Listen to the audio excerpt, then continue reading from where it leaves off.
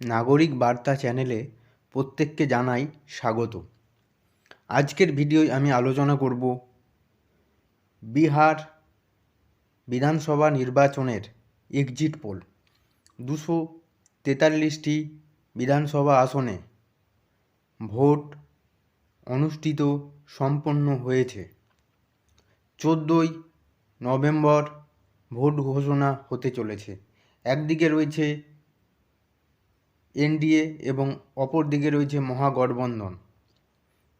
এনডিএর মধ্যে রয়েছে ভারতীয় জনতা পার্টি, নীতিশ কুমারের জেডিইউ এবং চিরাগ পাসওয়ানের এলজেপি। অন্যদিকে রয়েছে কংগ্রেস, আরজেডি এবং সিপিআইএমএল। এছাড়াও এখানে জনসুরজ পার্টি রয়েছে প্রশান্ত কিশোরের এবং আসাউদ্দিন ওয়েসির এআইএমআইএম। এছাড়াও বিএসপি, এইচএম এবং অন্যান্য যে দল রয়েছে সেগুলোও কিন্তু বিহার বিধানসভা নির্বাচনে অত্যন্ত প্রভাব ফেলতে চলেছে।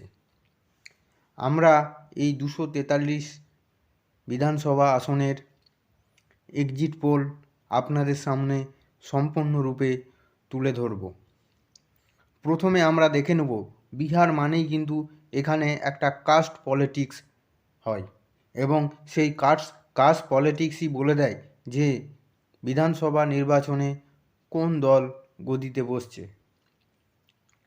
বিহারে মোট জনসংখ্যার মুসলিম জনসংখ্যা রয়েছে 19%।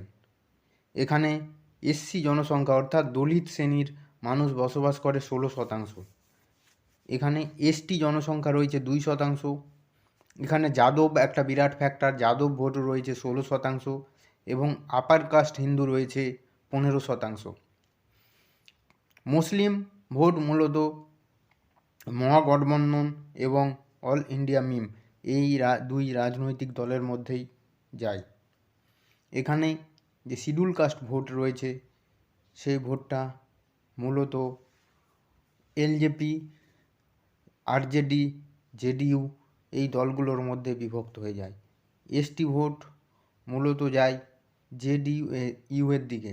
যাদব ভোট একটা বিরাট বড় ফ্যাক্টর হয়ে দাঁড়ায়। যাদব ভোট কিন্তু ম্যাক্সিমামটা পায় আরজেডি অর্থাৎ লালু প্রসাদ যাদবের দল। এখানে যে আপার কাস্ট হিন্দু রয়েছে, ব্রাহ্মণ, ক্ষত্রিয় এবং অন্যান্য যে আপার কাস্ট হিন্দু রয়েছে তাদের ভোটটা মূলত যায় বিজেপির দিকে, অর্থাৎ বিজেপির ভোট ব্যাংক বলতে এই আপার কাস্ট হিন্দু রয়েছে। বিহার মানেই কিন্তু জাতিভেদ প্রথা একটা বিরাট বড় ভোট। আমরা দেখব এবার 2020 যে ভোট হয়েছিল সেই 20 বিধানসভা ভোটে এনডিএ কিন্তু ক্ষমতায় এসেছিল। তারা এনডিএ যে ফলাফল করেছিল সেই ফলাফলগুলো আপনাদের সামনে তুলে ধরছি। এনডিএ মোট সিট পেয়েছিল 123টা।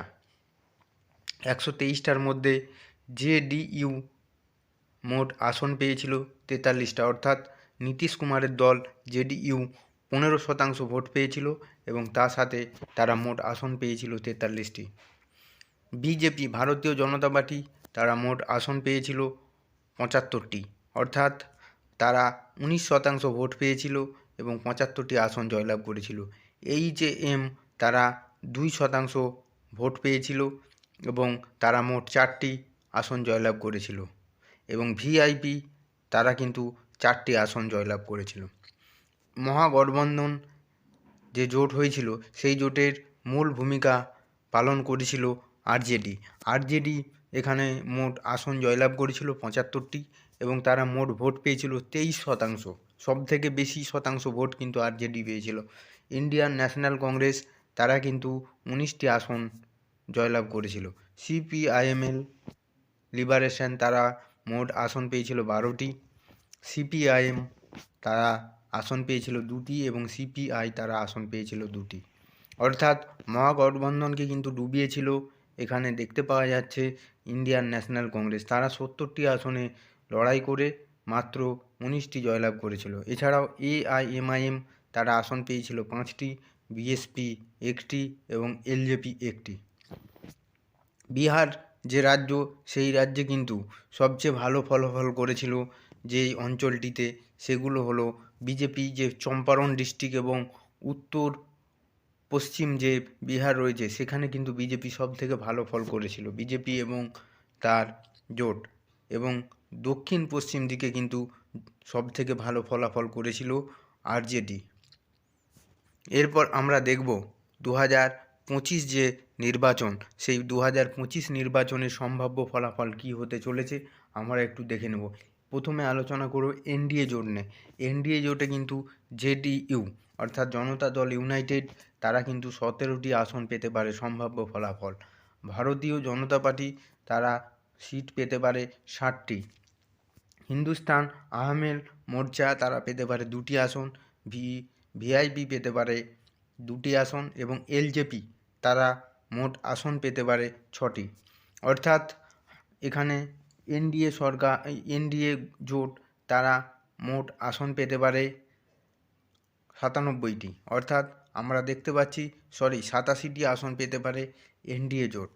মহাগঠবন্ধন, তাদের যে আসন, তারা পেতে পারে, আরজেডি পেতে পারে 108টি আসন। ইন্ডিয়ান ন্যাশনাল কংগ্রেস, তারা আসন পেতে পারে 22টি। সিপিআইএমএল লিবারেশন, তারা মোট আসন পেতে পারে 14টি। CPIM Communist Party of India Marxist, তারা আসন পেতে পারে 2টি। সিপিআই, তারা আসন পেতে পারে 2টি। অর্থাৎ মহাগঠবন্ধন, তারা মোট আসন পেতে পারে 146টি। অর্থাৎ আমরা দেখতে পাচ্ছি যে মহাগঠবন্ধনের কিন্তু ক্লিন সুইপ দেখতে পাওয়া যাচ্ছে। বিহার রাজ্যে মোট বিধানসভা আসন রয়েছে 243টি, তার মধ্যে 122টি আসন যেই দল জয়লাভ করবে সেই দলই কিন্তু ক্ষমতায় আসবে। অর্থাৎ অন্যান্য যে দল রয়েছে সেই দলগুলো, অল ইন্ডিয়া মিম, তারা আসন পেতে পারে 6টি। বিশেষ করে কিষানগঞ্জ, আরারিয়া ডিস্ট্রিক্ট, এইগুলো সংখ্যালঘু অধ্যুষিত, বিশেষ করে মুসলিম অধ্যুষিত, সেখানে কিন্তু এমআইএমের একটা বিশাল প্রভাব রয়েছে, তারা 6টি আসন জয়লাভ করতে পারে। জেএসপি জনসুরজ পার্টি, প্রশান্ত কিশোর, তারা কিন্তু হালকা ছাপ ফেলতে পারে এই ভোটে, তারা মাত্র 2টি আসন পেতে পারে। আরএলএসপি, তারা কোনো আসন পাবে না এবং বিএসপি, তারাও কিন্তু কোনো আসন পাবে না বিহার রাজ্যে। অর্থাৎ আমরা দেখতে পাচ্ছি যে এনডিএ 88টি এবং মহাগঠবন্ধন, তারা 148টি আসন পাচ্ছে এবং অন্যান্যরা 8টি আসন পাচ্ছে। অর্থাৎ আমরা দেখতে পাচ্ছি যে বিহার বিধানসভা নির্বাচনে কিন্তু তেজস্বী যাদবের নেতৃত্বে আরজেডি এবং কংগ্রেস, সিপিআইএম এবং সিপিআই, অর্থাৎ এই যে 5টি দলের গঠবন্ধন, তারা কিন্তু ক্লিন সুইপ করছে এবং 2026 বিধানসভা নির্বাচনে বিহার রাজ্যে কিন্তু তারা প্রবলভাবে ক্ষমতায় একক সংখ্যাগরিষ্ঠতা নিয়ে আসছে মহাগঠবন্ধন।